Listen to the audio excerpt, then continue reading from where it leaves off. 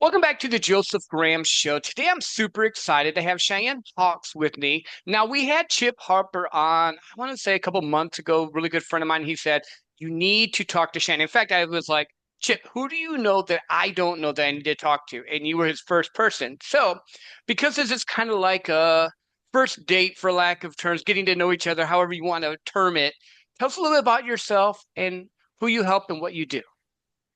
Well, yes, I'm Cheyenne Hawks, and I'm super excited to be here and thankful for Chip making our introduction.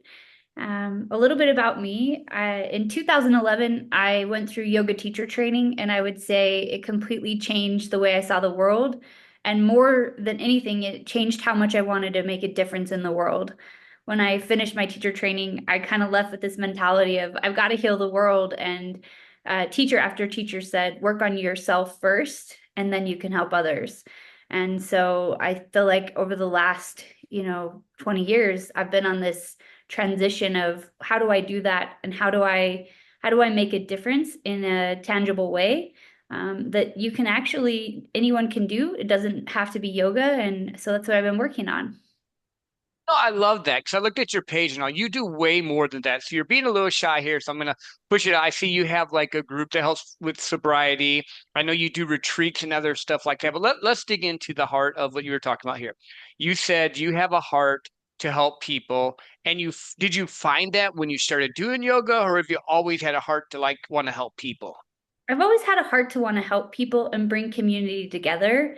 I think, in my 20s, the way that that looked was partying and going out to dinner and kind of everyone being on autopilot. And as I have, expanded on my journey, what I feel like is a lot of people were just medicating pain. And so the deeper I've done in my own work, what I've tried to do is show people, hey, there's another way to do this. And the more clear you get on your own life and your own wounding, the happier you begin to feel and you start to put down what you're medicating with. Our business right now has different pillars. Fitness, health and fitness was really the beginning of that, starting with meal plans and working out. And from there, coaching, one-on-one and group coaching. And then the last couple of years, the pillar of sobriety just came naturally through coaching one of my clients who became sober and just has made a massive impact. We're currently running a group of almost 5,000 people in sobriety. And what we found is people are just looking for a place where they can tell their story without shame and be encouraged of ways to put the alcohol down and also somewhere where they can tell their story without it having to be public. So that's really fun. Yeah. And like you said, retreats are something that's come out of that. I think that's a place where people can do the deeper work. And I think that's where my heart is in the work is bringing the people together in a smaller group. We just finished a retreat yesterday up in Park City. So just coming off of a retreat weekend. Oh, nice, very cool. No, I love what you said because I think everyone medicates one way or another. And it's not always alcohol, though I know a lot of people that have. Like, I think some people overwork. I think some people overexercise. I think people. Let me ask you this, because you're the expert here. Is it that people are just trying to run away from facing themselves and dealing or doing the work that you're mentioning? Or is it, what do you see is the biggest issue that makes people do it? Like I know in my own life I've medicated before, and I know that I've gone through the process and started to do the healing, but there's still that tendency to want to go back at times where I just don't want to deal. But from your experience, what do people run to that for? Like just to numb or I think what I found is that most people are unaware of what their habits are and how their habits are impacting them. We find people come to us because they're miserable or they have a problem that they've been running up against for a couple decades of their life, but they're not really clear of what's causing the problem. And a lot of people say, "Oh, I'm going to try to do a month of sobriety because they know the alcohol is compacting the problem." But they don't realize how much of the problem alcohol really is. It isn't until we see people give it up for a month or two that we can get to the deeper issues. I think so many people, well, all of us, I've never met someone who doesn't have deeper issues. And the what we're able to do is give them a space to put the medication down, whatever that is, shopping, working out, like you said, some people use working out, alcohol. As soon as they're able to put that down, we can get to the core problem of what's bothering them. And most of it is childhood wounding, right? Most people have something that's happened in childhood or they didn't feel seen or heard or valued. And we medicate that pain of that with whatever mechanism. And Heart of Wellness really creates an environment where let's put down the medicating and talk about what the deeper issues are in a safe environment with other people who can relate to you.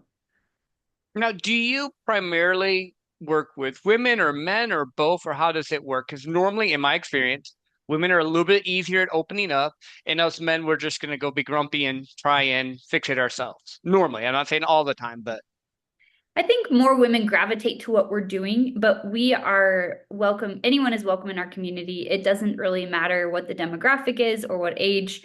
The youngest group we work with is around 16, 17, and these are usually children of our clients who are looking for a place to talk outside of the home about their fitness or what's bothering them. And then the older end is in mid 80s, which is so cute. But we are focusing on bringing more support for the men in the community. But we do have a lot of incredible men leaning into support. We see it more in our sobriety group than the other pillars. I think the health and fitness, it's a lot of the stuff we do is so geared at women. It may not appeal to men as much, but they're certainly welcome there. no, I get that. I've done yoga. I love yoga. I'm not good at yoga because I don't balance. But I can see if it's more of a yoga fitness, guys, I can't do yoga. Yeah, you can do yoga. It's fine. I want to go back to because you said this, and I think this is so true. I harp on this show. Most high achievers I see have four things that they deal with: a wound from child or extreme trauma, maybe ADHD or dyslexia. They're either highly empathetic or high IQ or high empathy. And then they have a huge chip on their shoulder because they're trying to prove something instead of dealing with the hurt and wounds that they've had. So from your experience, is that what you've been running into with a lot of the people as well, where they're like, it's almost like a cover, like a lot of super successful entrepreneurs I know, and I know a lot of them are hiding behind, look at me here instead of looking in here. I see the pattern that you're talking about, and I've been able to coach a lot of really high achievers, and I'm grateful for that. It's given me a window into what that looks like, and I would take it a step in another direction and say that the the high success profile lets them avoid the vulnerability. And if you can Mhm. get them in a room where they feel safe and they open up and show that vulnerability, you can understand the why behind the hard work. And the why is the hard work is almost always connected to that wound. And so, the longer I do this work, the easier it is for me to recognize those patterns. But a lot of times, if dad didn't validate the the child is going to grow up to be an adult that tries to compete with everyone else because they want to be recognized. And if they don't get the recognition, they push harder and harder, scream louder and louder to say, look at me, look at me, look at me. And the moment you teach them to validate themselves, it's almost like what they're doing shifts, their why shifts. And I've seen a lot of people that were high achievers continue to be high achievers, but rather than kind of being so showy, they seem to want to help other people. And I love watching that transition because I think the world needs more of that. We don't need more high achievers. We need more people who are able to be honest with vulnerability and hold space for each other. It's just eliminating shame is I would say the main goal of what we're doing because when people don't feel ashamed of what they've done or who they've been, they can bloom like fully into that authenticity. And that's where the gold is. No, I love that. And I think it's hard. And I only talk from a male perspective because I'm a man. I'm not trying to talk for lazy and tell them how they feel with it. But I think for most men, we're a lot of times told boys don't cry, men don't do this. You're only what you produce, not who you are. And that's bullshit. But in reality, it's one of those things that when it's been programmed forever and ever and ever and ever in your head, it's hard to get past. And I think a lot of times most men are afraid to be vulnerable with other men or women because the fear of, well, what are they going to think? Because in our heads, we think, oh, it's just us. We're the only ones dealing with this. Everyone else has it all set up because we see the Instagram reel. So how do you set that space where people feel safe? Because that's key to begin with for sure. That's a good question. So one of the things I see with men in general is that I ask them, what kind of support do you get at home? And 9 times out of 10, they're feeling a lot of pressure to perform at home and not a lot of validation for what they're trying to do right or what they are doing right. So the first thing I try to do is ask them if they can be kind and ask their spouse or partner to give them some validation of what they think they are doing right. And that could be as simple as taking out the trash or, hey, I'm bringing home a paycheck, or hey, I'm available Saturday to hang out with at home with the kids. That validation at home starts to unpeel the onion. If I can create the safest space like this environment, but if there's no validation at home, the walls stay up. And a lot of times that tiny question is of how are you being validated at home starts to transform the relationship itself, which creates the confidence at home, which creates a deeper vulnerability with me. So I really try to hit at home first. An hour with me once a week is only going to go so far, but having some consistent safety at home is going to change the whole dynamic for the whole family. And I think this goes on both ways, but in working with men, a lot of the men that I speak to do not feel appreciated. Women don't feel heard and men don't feel appreciated. And if we can fix that thing on each end, I watch relationships transform consistently. And it sounds so simple, but that to me has been the magic recipe. It's simple, but simple isn't always easy because you have years and years of patterns that have been set up. You have years and years of life experiences, and they said something 3 years ago, and you remember, so now you're not going to mention that again, or you didn't hear them right. And what I've learned to do with my wife on a lot of this stuff is, especially because I'm a doer, I'm like, I am Mr. I'm going to fix. I hear a problem, I attack it. That's my personality. I've learned to say, babe, do you want me just to listen right now? Or am I actually you want this fixed? I need to know before you finish because I'm feeling the fix mode. But if you need me just to listen, cool, I'll just listen. And I found that has helped. And that doesn't mean everything's perfect, but that right there was an easy, well, it wasn't easy because in early in our marriage, she'd say something and I'd try to fix it, probably because I was seeking validation because I can follow the past. I see patterns. And I'm trying to fix. And in reality, she's like, just hear me. I want to talk to you, not have you fix it at this time. So that's just a little tip that I've learned along the way. I'm not perfect at it because I still try to fix things, but I think communication is hard and easy at the same time, but we have to make sure we're understanding what they're saying, not what our perception is, which is so hard. So here's my next question. I know I do ramble a little bit. So when you've been in a relationship for a while, when you've been in life for a while, and you both have your patterns up, and you think from your point of view, my point of view, I'm doing everything right, and I'm sure my wife from her point of view, she thinks she's doing everything right, or any relationship you have, how do you help people get the walls down to trust again? Because a lot of us fall right back into the same patterns of, well, I did this and you should do this. That's not true. But how do you help people with that? I help them with what I call the weekly ritual for the relationship, which means once a week, Saturday or Sunday, you have a designated time where you come back together. You put whatever else is going on around you aside for the moment.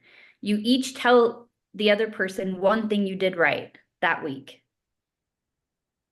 The next question is what did I miss? Where could I have done better? That's question number two. And number three is what can I do better next week? Now, this is more important than anything else you can do to stay connected. And the couples who do this weekly or at least 3 times a month, the walls stay down because they know that there's going to be a place for them to take a conversation that they've been needing to have. They know that it's not going to be a 2 hour drag out. They know that they get to be heard, they get to be validated, they get to focus on what they need to improve, and they're hearing their partner say what their needs are and having a chance to share their own. That weekly check-in has saved more marriages than I can tell you in our community. And for many, the emails we get from both partners is, I can't remember the last time we had a conversation that felt that safe or that connected. And you've got to have boundaries. There's some ground rules there. But when you get into the habit of those weekly check-ins, you look forward to being together. And if you're emotionally connecting, you're physically connecting. And it's like so many couples are like, yeah, we haven't been physically connecting for months because we're holding grudges from something that happened years ago. This is a bridge from that disconnection back to emotional connection and safety, which is the connection. That's the bridge to physical connection. So we try to get that going as quickly as we can. You know, are you feeling heard? Do you feel appreciated? And then let's do a weekly check-in. That saves relationships. And this works for business partnerships. This works within, an employee and boss relationship as well. It's not just for personal relationships, but so many of us avoid communication because we don't want to have the conflict. The weekly check-in helps cut the conflict out. No, I love that. I love that, especially if you have different partners that have different personalities. So, like, I know myself well. I am very much attack, get it done. I don't want to wait. I want this done. My wife needs time to think and reflect. And I've learned this now. It's taken me 23 years to get there, but there's been times where I'm like, oh crap, I am just being over the top. And then there's times she has to be willing to sometimes just because I have to have it fixed at that point, engage. But I love that once a week type of thing because it kind of almost brings you back to center. That's where my mind hits with it. You're a couple, you're in a business relationship, you're on even a sales team, whatever. As a leader, I'm even thinking of this because there's a lot of salespeople that listen to this. If your boss came and said once a week, okay, what gives you like one thing you did really well this week, one thing you can improve on, and then a goal for the next week, but then you have the ability to say that and then speak that back to them so that them as a leader could do it as well. Relationship is always the same. It's so simple yet hard. And I love it, but it's hilarious because like we can always see it in other people, but normally, and I want your thoughts on this. Normally, what you're seeing in other people is really what you're dealing with. You're just seeing the reflection coming back to you. 100%. Well, I added a business partner a year ago, and that takes time to work through personalities. And, I went back to some of my positive psychology training from getting my degree. And the one thing that stood out was if you don't have a consistent connection point, the relationship will never be as strong as it could be. And at the end of the day, we all want our relationships to be strong. That requires consistent communication, also kind communication. And if people feel like they have a safe space to really talk about what's good, what's bad, and what they need, that's all this is. That's all any relationship is. What's good, what's not good, and what do we each need? If we want the relationship to work, that's the formula. And if we're consistent and keep going back to that, the relationship improves and stays strong even through hard things. Relationships don't fall apart on their own. They fall apart when communication stops. 100%. And I would hate to be someone that was in a relationship but not be in a relationship because that is probably the worst kind of thing you can deal with. But that's what we see. I mean, we have a community of about 5,000 people, and I will tell you 85% of those people will tell you they feel lonely in their relationships. And that's because they're not communicating with each other because they've had patterns of having communication go poorly. So they avoid it altogether, or they constantly have toxic communication. When we start showing them through our group coaching modules how to repair that and start connecting, the shine in their faces. And it's not just the parents, it's the kids too. You get to see an entire family light up because things are moving smoothly. And A, are you medicating the problems? If so, you got to stop doing that. B, are you taking care of yourself, like health and fitness? Are you looking at your own things? And then C, are you communicating with yourself and with others in a healthy way? That, when we tie all these things together, we're seeing transformations that are unbelievable in our communities. I love that. I love that. So, what do you do when you run into, because I know people are thinking this, you run into a couple, a business, whatever, where one person's wanting to change, the other person's not there yet. How do you help the person that's wanting to change not overly push or how do you address it? I'm not even going to try and put words in your mouth there. Sorry. I love that. So anybody that you go to and say, what can I do that would make you feel happier or more connected to me, can come up with something. And so for the partner who doesn't want to change and the partner who does want to change, go to the other partner and say, what can I do? Because the reason they don't want to change is they're feeling pressure to be changed. Rather than trying to change them, ask them what they need. Mhm. Start with taking care of their needs and then say, "Hey, I'm so glad to see that you're enjoying me do this for you. Can we talk about something that I need?" But if they don't want to change, if they're the stick in the mud, focus on making things better for them first. Who knows why they need that? Who knows what wound is attached to them needing to be important first? I mean, if you value the relationship, you want it to get better, put the work in on that end and see how quickly they're willing to meet you in the middle. 9 times out of 10, they will be. Even the people who are like, nope, not doing it. Nope, Mm. not talking to anybody. If you focus on what they need, they change their tune pretty quick. Well, I mean, that's human nature. In Yeah. sales, I teach that's sales 101. I make it completely about them. People are like, well, how are you so good? What tricks do you use? I talk to them about their problems and needs. I ask them questions about what they want, and then I find a solution that works for them. That Yeah. it's like it's sales 101, but not that you're doing sales, don't take it wrong. But Yeah. like that, I think so many times people get so caught up in they want to have the right thing to make people do things or get where they want to be or build a business, build a life, and whatever. And it all comes back down to people.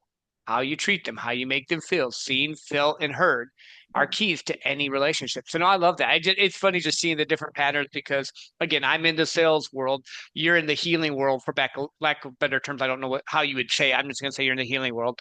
Um, but it's still the same thing. I think so many times people just get so caught up in their their blinders, their rose-colored glasses, their issues, their past traumas, stuff that they just don't want to deal with. So if you're dealing with just like an individual, let's switch there a little bit too. Because a lot of people here may or may not be married, may or not be in a relationship, but say they're medicating because they're lonely, they're sad, they have a wound, maybe there's been abuse in their past. I don't know what that is. How do you help them start to even rust themselves again or start the healing journey because a lot of times that medication drowns out the noise so that you don't have to face it, which is not good. But getting people to start in that direction, how do you help with that? That's a great question. And I would say we are in sales, right? But what we're selling is wellness. Hmm. So when someone comes to me, they want one of probably five different things. They want to lose weight, they want to feel more confident, they want to quit drinking alcohol, they want a better relationship, or they want to transform their relationship with money. They want to do better in business with whatever they're doing. So the first thing I do when someone reaches out to us is I ask them what their why is. Why do you want to lose weight? Why do you want help with quitting drinking? Why do you want your marriage to get better? If someone can get really clear on their why, they're going to follow whatever instructions I give them. That means they're already committed to why they've reached out to us, and we're just there to give them a plan, which makes it really easy for me. If someone doesn't know their why, they'll pop in and out of wanting help. Once they've made that decision of I'm miserable in my body, I'll do anything. You Hmm. can give them a 5 step plan, they'll follow it and they'll keep coming back for the next step. If someone has tried to quit drinking alcohol and they've tried AA, they've gone into inpatient, they've done medications, they've done hypnotherapy and nothing's worked, but they know that they're have no relationship with their kids because of their alcohol. They have lost their job or had a DUI because of the alcohol. If they are clear that you're their last hope, they'll follow whatever you say. And our next step is, why are you medicating? This is your why, but why are you eating the food? Why aren't you going to the gym? Why are you not taking care of yourself? That's the deeper level why, and that's when the coaching steps in. And if they don't have a safe relationship with you, their vulnerability won't take them far enough to make the change. So, my job with my team is to make sure that they can create a safe enough environment for the vulnerability to come to the table so that we can give them the real tools.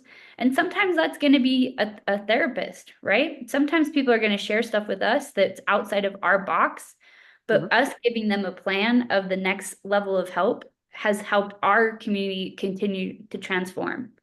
They're getting the help they need because there's a safe space. We know what they're up against and we know what they're using to avoid dealing with themselves. So it takes 5 weeks to really see a big change in people, but that's relatively quick. No, 5 weeks is quick because it's taking you your entire life to get to where you are now.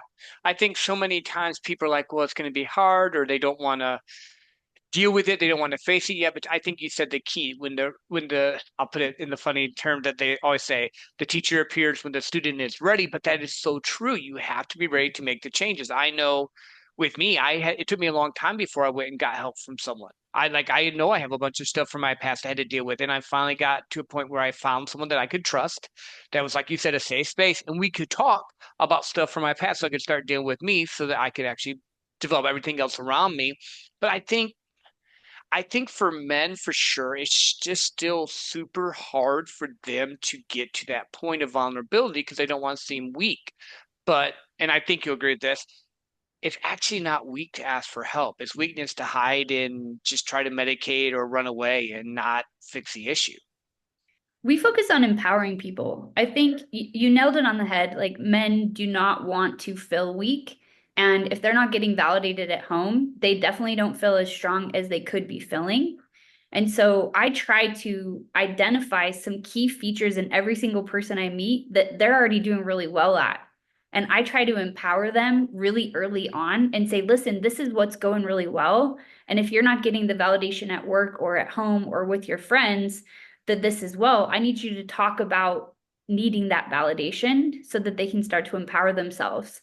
I think Heart of Wellness, the acronym for Heart of Wellness is how.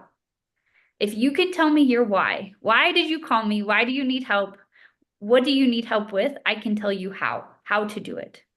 And the heart is your why. At the heart of why you want this is going to be enough to make that change.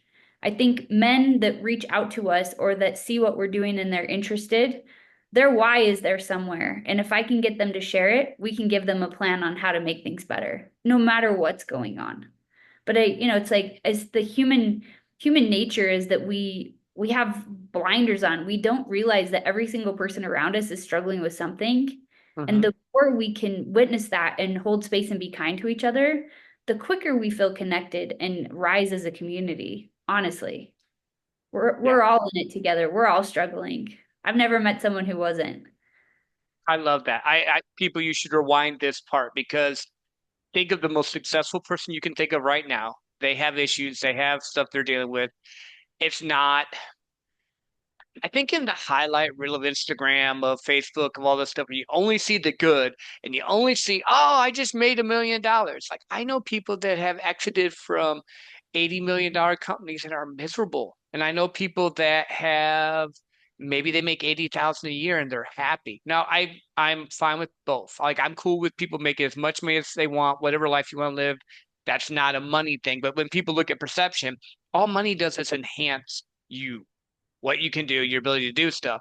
And I think people need to understand that kindness matters. And it's a lot more, I guess for me, it's always interesting because I grew up in the country. I grew up in a more of a, you go work your butt off, Midwest culture, do the thing, be the man, blah, blah, blah. And then I finally got to the point where this is dumb. Like, that's not what I want to do. Now, am I a driver? Yes. Do I do super successful things? Yes. Do I win awards? Yeah, I've done that. But you get to the top of it, it's empty. Now what? Okay, I won a President's Circle Award 4 times in a row. What's that mean? Nothing. It means that I did good at what I was supposed to do for 4 times in a row, but it's not who I am or what I do. And I think that's the thing that, at least for me lately, I've been journeying on that and shifting stuff. I've been changing from what I do to who do I want to be? What is it that I am? Who am I without the accolades? I go to accolades all day long. They don't mean nothing to me anymore. Now, you do have to go through that process. I know there's some people that are like, well, yeah, you got that. Go through the process. I know you're going to have to do it. So go ahead, get it done, and then we can talk afterwards. But do you run into that with a lot of people as well, where they're like, they've chased the dream, they got the girl, or they got the guy, or they got the accomplishment, they're the boss, or whatever that, wherever they're coming from, and then there's just that empty hole still? Yeah, so I started the company in 2019, and between 2019 and 2023, I did a survey to see who were my clients, and 80% of them had a master's degree or higher, making 150,000 or higher, and most of them felt 20% fulfillment in life and 80% frustration in Hmm. general. And what I've learned that when I give these people a perspective of what if you were to be making this much money helping others, how would that feel to you? and it changes their perspective instantly because it's not that they aren't glad that they got the degree or that they've had the success. It's that they don't feel like they're really fulfilled in life. They're not giving back. They're not making a difference. And it is important to them. It is something that their heart wants. But until you, where we started at the podcast, is until you can really identify that within yourself, you can't really help other people. But I think at the end of the day, the success will be empty if you don't have something in your life that makes you feel like you're giving back. I see that Yeah. over and over again. And it's, everyone has a wound. So what is that wound tied to? And can you volunteer for that? Or can you coach for that? Or how can you give back in a way that people who are struggling the same way you were can resonate with you? That's being seen and understood. That's where we actually feel like the world makes sense to us. Yeah, no, I love that because I started the podcast for that reason. Like literally, I wanted to help dads. It used to be called the 150K podcast. I switched it recently, but it was to help dads take their kids to Disney, their wife to Hawaii, and build a life they love living. Because I remember growing up as a kid and my mom sitting in a can, just a cup of tomato soup with water. We couldn't even get milk. And me and my two sisters would eat that night and they wouldn't. Like, but then I seen them grow from that to doing a bunch of other things like managing storage facilities and coming out of it. But I always was the kid when I was younger that had to deal with I had the yard sale clothes. I wasn't the cool kid. I wasn't doing the other thing. And so that's where part of my stuff comes from. And then I started becoming super successful in sales. And I'm like, cool, this is great. I want to help people, but I don't want to help people from a religious standpoint because I grew up in a very religious culture too. And that was always tried to be pushed on me to be like this preacher dude. And I'm like, I even tried it. Like I tried to put myself in the box. And I'm always have been the square peg being shoved into the hole or however they use that terminology. And I finally just figured, no, I just want to help people how I want to help them. And I don't have to do it the way people perceive I should. And then I grew into this podcast, and then I just changed the name recently because a friend of mine called me out and said, "Quit just talking about that. You're more than business and sales. Talk about more stuff." So I think 50 some episodes ago, I switched it to the Joseph Graham Show. But when you said that, I was like, yeah, I did this because of this. I can go and sell like the podcast. I don't make money off the podcast. I'm not even trying to make money off the podcast. I want other people to be able to be who they are, become, change, and live a life they love living. Could I make money on the podcast? Yeah, but I don't need to. I don't want to. I just want to help people.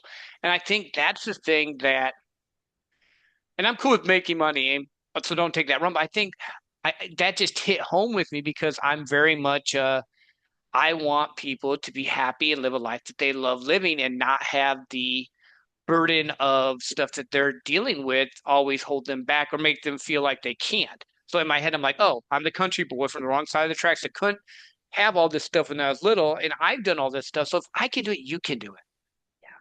I think for me, I started in real estate at 21 years old.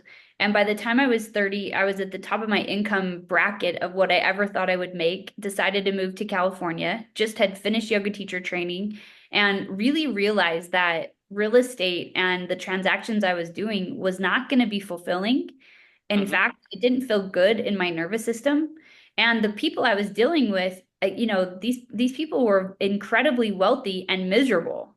And Yep. so I was having this balance of, commercial real estate during the day and teaching yoga and coaching at night. And I didn't think I could be happy just in real estate. And the more I dove into the wellness, the more I wanted to. And I'm grateful that real estate's given me a stable income and the ability to have the lifestyle I've had.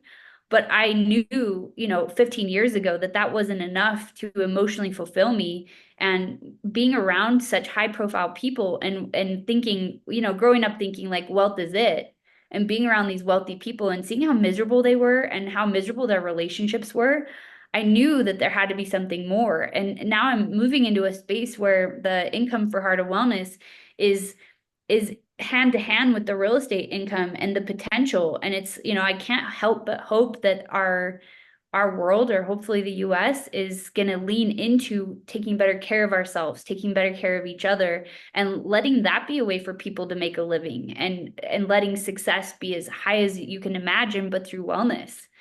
Hmm.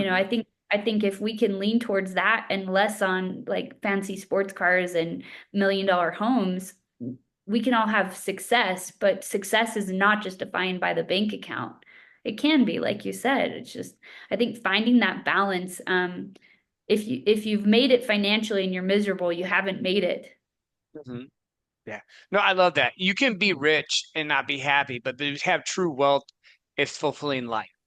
And Yeah. I think that's the biggest distinction I found. But I had to go out and actually taste it for my, oh, yeah, I broke 150. Oh, I broke 200. It doesn't change any of the wound inside. It doesn't change anything that I'm dealing with. It doesn't change me as a person.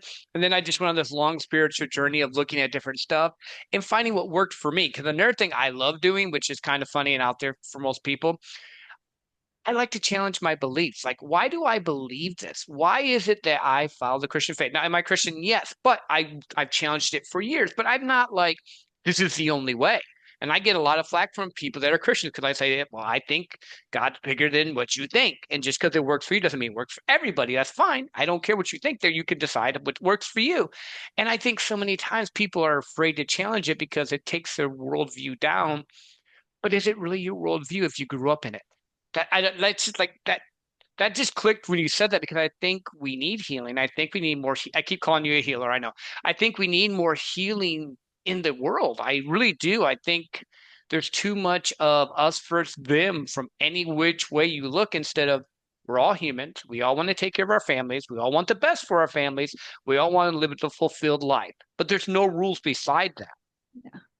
I love that. I grew up in Utah, so I grew up in a strong Christian Mormon community, and I had parents who did not follow that faith. So at home, I was taught Buddhism and Taoism and Eastern religion, and at school and at church that I went to alone through childhood, I was taught Christianity. And I'm grateful to have had the introduction and exposure to both because it's helped me challenge that within myself, just like what you said. And I am a follower of Christ, and I'm also an absolute lover of the Buddhist teachings.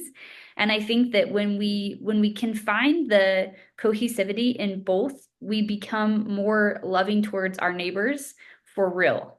When we can Hmm. see that there's not a black and white answer, there is not a one size fits all. That's not what we're meant to do. When we can appreciate and respect each other's differences and find common ground, that's when safety and community is developed. Community doesn't mean we all believe the same thing. And safety doesn't mean I agree with you. Safety means that your beliefs are safe with me and I'm willing to respect you despite if our beliefs are differently. And if I had a different upbringing, I probably wouldn't think that way. I wouldn't treat people the way that I do, and I wouldn't try to bring communities together. But if we don't start bringing each other together, it's just going to get worse. I mean, cell phones have really hurt our connection. They give us the ability to learn a lot, but they also it's very easy to have disconnection because of them. I love that. I love that because looking back through my life and different things, a lot of that resonates. Like my first pastor was from India. He was married to a white woman in the 80s, which at that time was taboo. But it opened me up to I never had a thought of different cultures not intermingling or doing stuff. Like that was my first experience when I was a young kid in the country, in Michigan, which is kind of just an interesting dichotomy there. And then I've always just been drawn to different people. Like I've always been curious about, I want to know why you think that way. Not because I'm judging it. I'm interested. Some of my best friends are super liberal and some of my best friends are super conservative. And we all still get along because it comes back to what I think you said. The ability to be vulnerable and respect someone for their beliefs without judging them. Like I can have a different belief than you and still be friends with you, and it's okay. That's actually the best human experience I personally have found. And it's necessary if we're going to actually be in community with each other. We have to embody that if we're going to be a true community. And people are not happy in isolation. That's reality. So we got to find a way to do that. And this is the best way I've found so far. And the demographic in our communities is so vast that I know what we're doing is working, and I'm grateful for it. And I am excited to continue to watch it grow. And our values will be maintained that you're welcome here despite your beliefs as long as you're kind to each other. Hmm. Kindness matters. I think that's the biggest thing that most people preach, but then when it comes down to it, I've seen it on both sides because I fall like when it looks like politically or anything, I fall like center middle. Like I really do. Like I'm a little bit to the right, barely. And it's so funny to hear both sides say, we're so loving, we're so kind until you cross my line. And I'm like, what are you doing?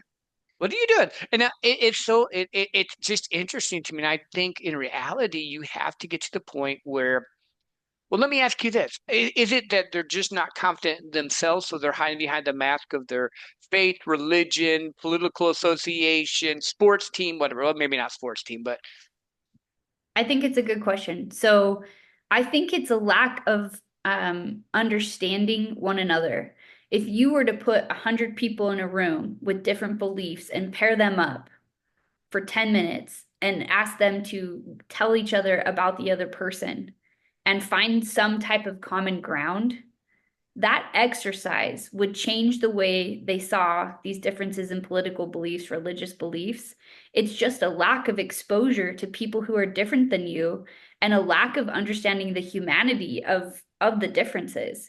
I mean, we just had a retreat with 13 women from 8 different states with very different religious beliefs and political yep. beliefs. And with just having the election, those conversations came up and we gave them the challenge of sharing something that they're struggling with right now and something that they're proud of, and then the challenge of introducing that other person to the group.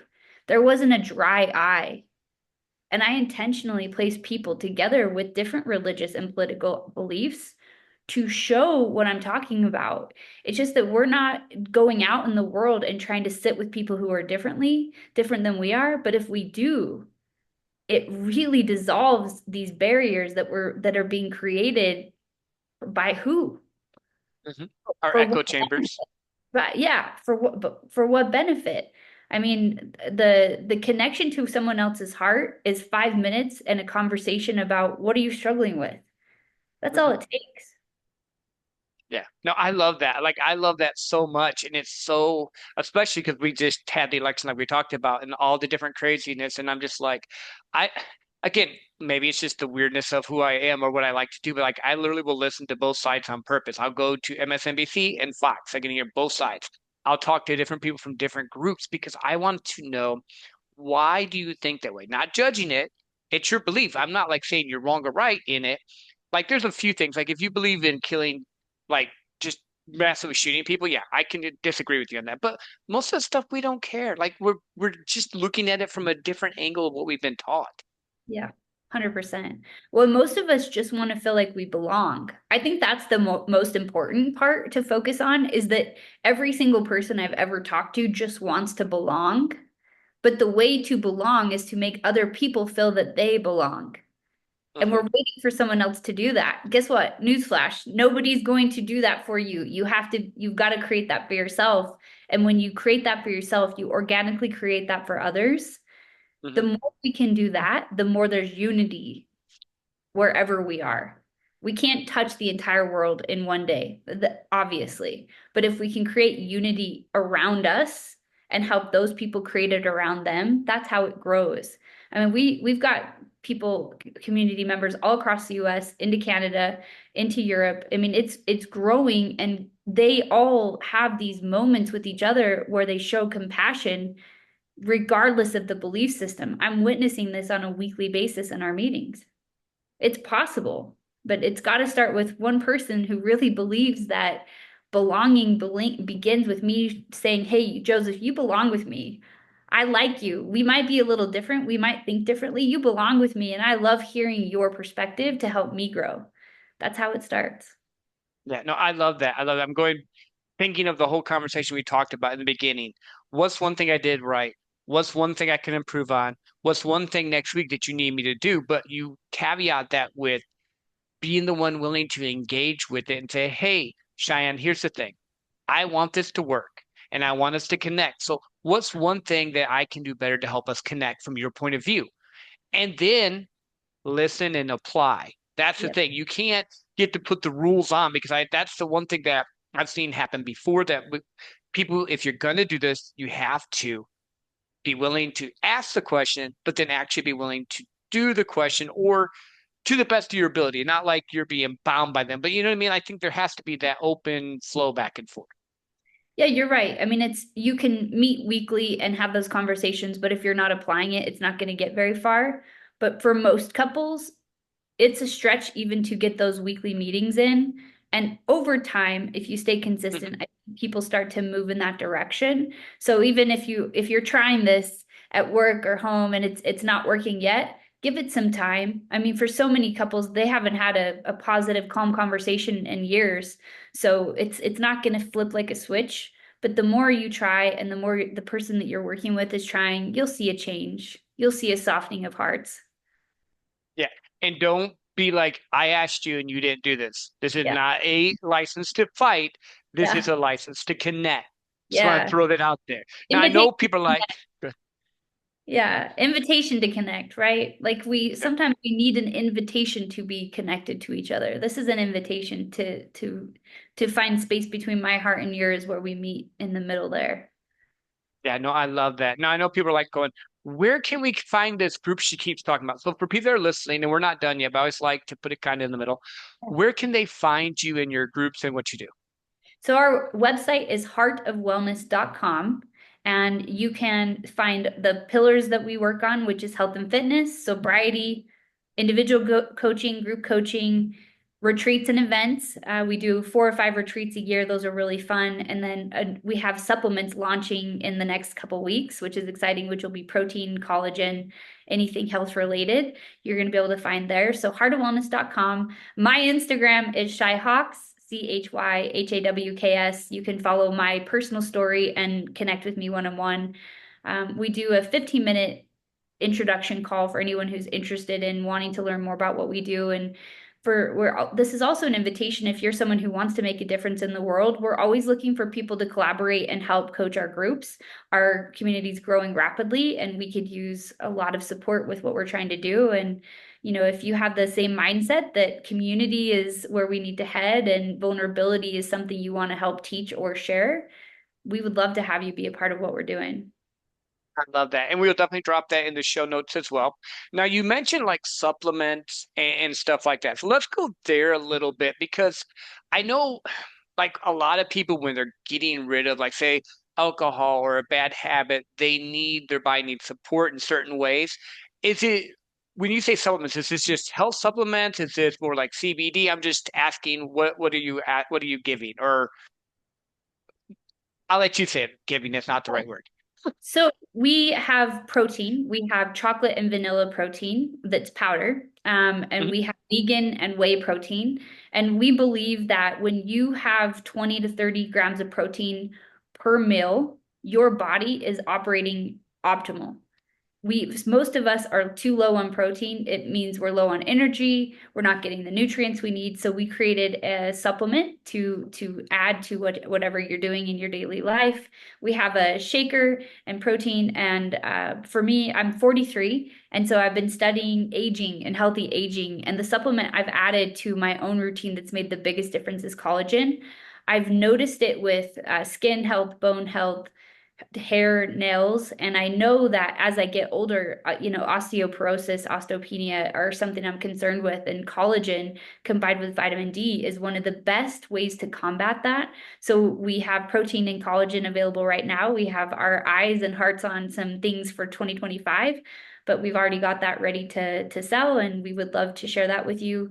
A lot of my clients came from an MLM world, the Beachbody Foundation, Yeah, and I've done beach bike before. yeah, yeah. About a month ago, Beachbody changed their structure. And so a lot of the clients I've worked with over 5 years are looking for a new way to make money and a new way to continue what they've done for a decade or more. So we created an affiliate program with our protein to help those coaches launch into something that is sustainable for them, where they're in a little bit more control over the income that they Hmm. make.